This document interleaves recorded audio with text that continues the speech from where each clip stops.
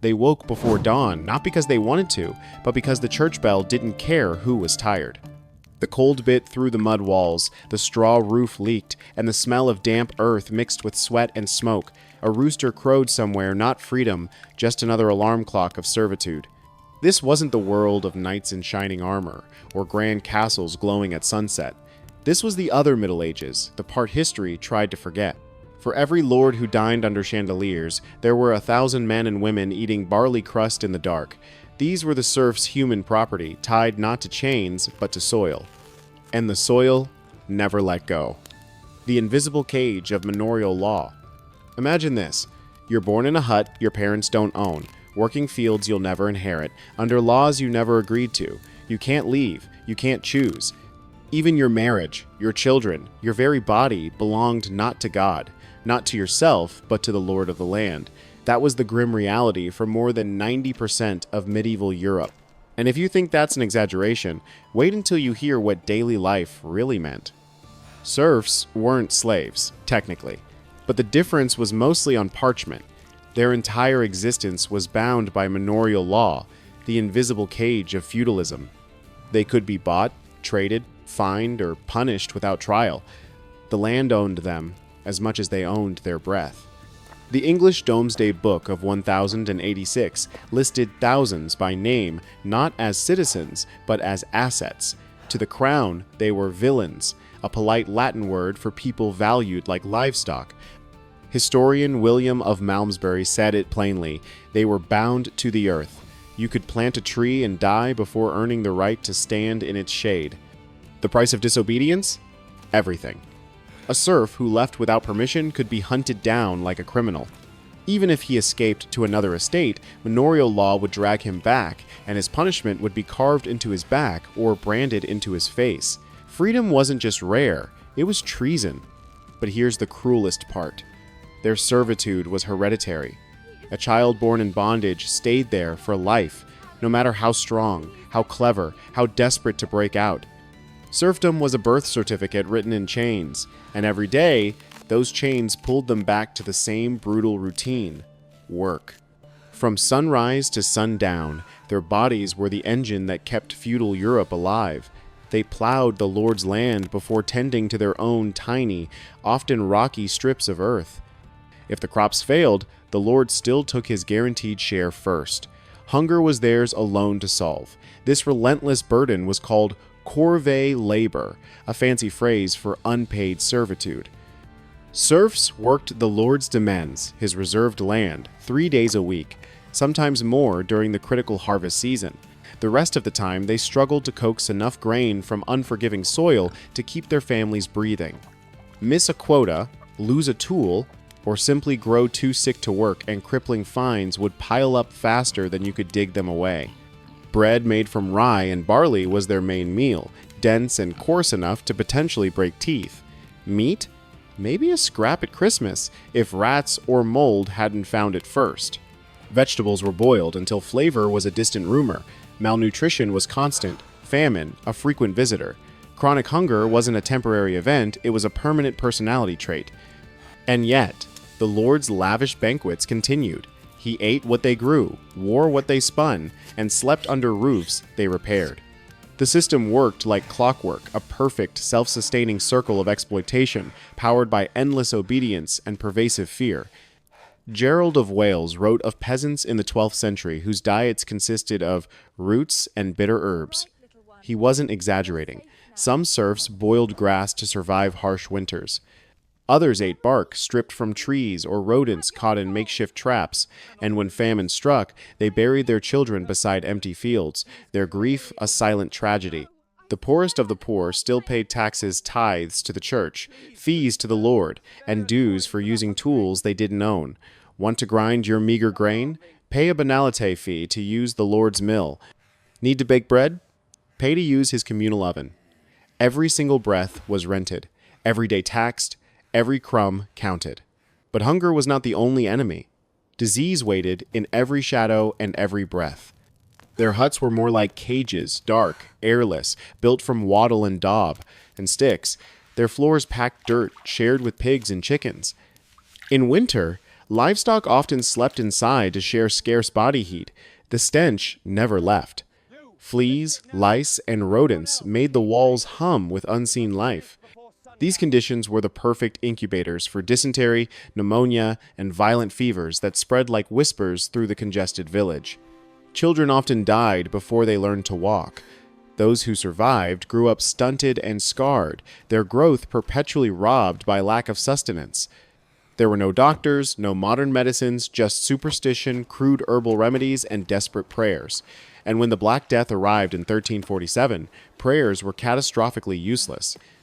The plague arrived like an earthquake, shattering the already fragile foundations of their world. Jean de Venette wrote that the dead were stacked in ditches like logs. Whole villages vanished in months. The plague didn't discriminate between lords and serfs, but the poor living cheek by jowl in unhygienic conditions suffered the most devastating mortality rates. When a serf died, their hut was sometimes burned, their remaining family potentially cast out, and their meager belongings confiscated by the lord. Survival was blind luck, nothing more. Even before the plague, life was acutely fragile. A simple fall, a deep cut, or a broken bone could quickly mean overwhelming infection and a lonely death. The nearest healer might be a priest with limited knowledge, or a wise woman who could easily be branded a witch by paranoid authorities. A man crippled in the fields had no compensation, no safety net, just the slow, inevitable death of starvation. And still, somehow, there was always someone with a whip in their hand. Violence was not the exception.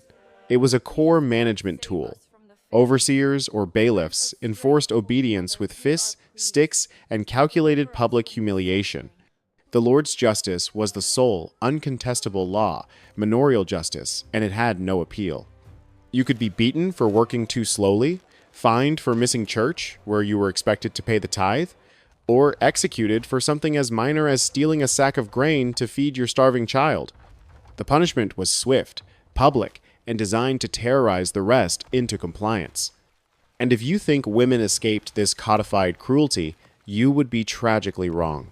Some lords are recorded to have exercised the so-called right of the first night, the droit du seigneur, a grotesque, often symbolic privilege that purportedly let them claim a serf's bride on her wedding night. Historians still fiercely debate how widespread this practice truly was in reality, but the fear and power imbalance it represented was real enough to shape local culture and silence generations of women. Women's bodies, like their labor and their land, were fundamentally not their own. They were economic assets to be controlled and managed by the male hierarchy.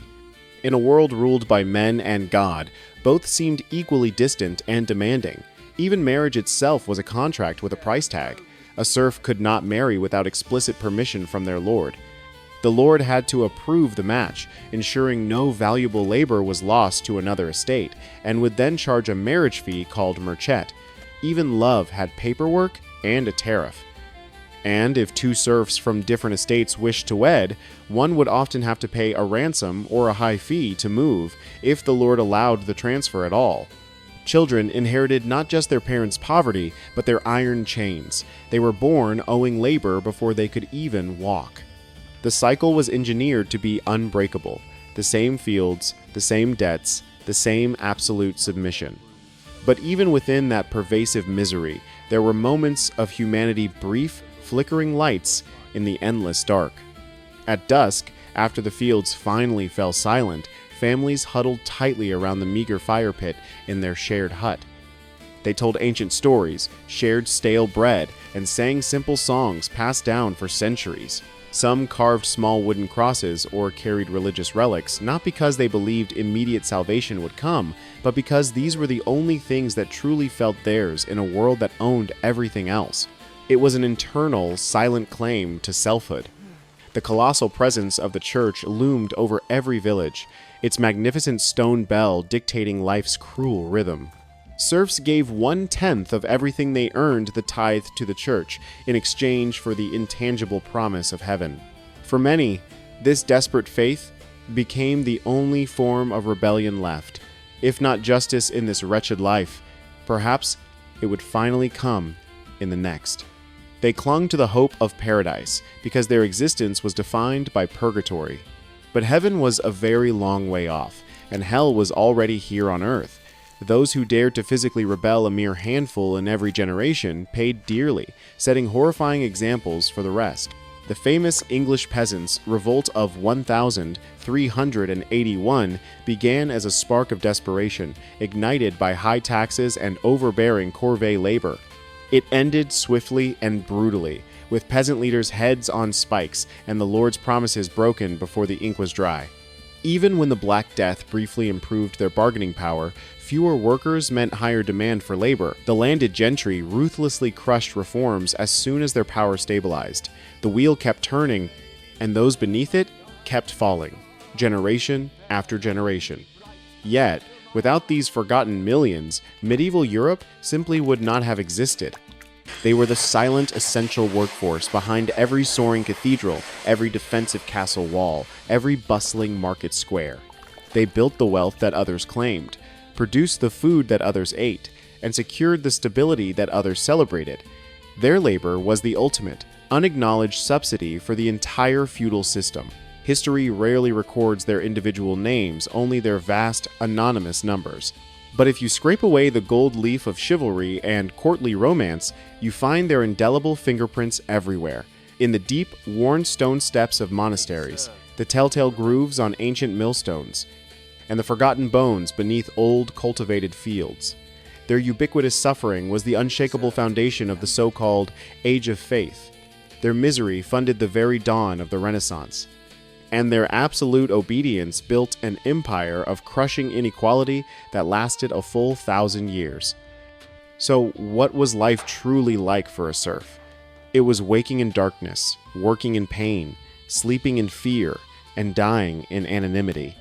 It was being the tireless, indispensable engine of civilization with absolutely no seat at its table, and yet they endured. Their sheer, dogged endurance is the only reason we can even tell this long, silent story today. Every breath they drew kept Europe alive.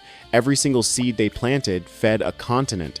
Every drop of sweat written into the soil is a defiant verse of human history that simply refuses to disappear into the dust. Because when we talk about the Middle Ages, about knights and kings, legendary battles and glorious courts, we are truly talking about them.